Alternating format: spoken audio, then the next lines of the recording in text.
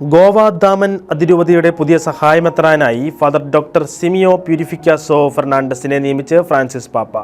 നിലവിൽ saint Pius pastoral ഇൻസ്റ്റിറ്റ്യൂട്ടിന്റെ ഡയറക്ടറായി സേവനം ചെയ്തു വരികയായിരുന്നു അദ്ദേഹം. കഴിഞ്ഞ വർഷം മുതൽ ആഗോള സിനഡിന്റെ രൂപതാഘട്ടത്തിന്റെ കോർഡിനേറ്ററായും അദ്ദേഹം സേവനം ചെയ്യുന്നുണ്ട്. 1967 ഡിസംബർ 21 ഗോവ ദാമൻ അതിരൂപതാതിർത്തിക്കുള്ളിൽ വരുന്ന ചാന്തോർ എന്ന സ്ഥലത്തായിരുന്നു ജനനം. 1993 മെയ് 10 ഗോവ ദാമൻ അതിരൂപത വൈദികനായി അഭിഷിക്തനായി. റാച്ചോളിലെ പാത്രിയാക്കൽ സെമിനാരിയിൽ തത്വചിന്തയും ദൈവശാസ്ത്രവും പഠിച്ചു.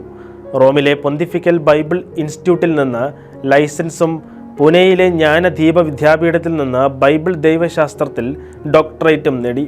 അതിരൂപതയിൽ വിശുദ്ധ 10 പിയൂസിന്റെ നാമത്തിലുള്ള അച്ചപാലന കേന്ദ്രത്തിന്റെ മേധാവി, വൈദികരുടെ സ്ഥിര പരിശീലന വിഭാഗത്തിന്റെ കോർഡിനേറ്റർ എന്നിങ്ങനെ വിവിധ സ്ഥാനങ്ങൾ വഹിച്ചിട്ടുണ്ട്.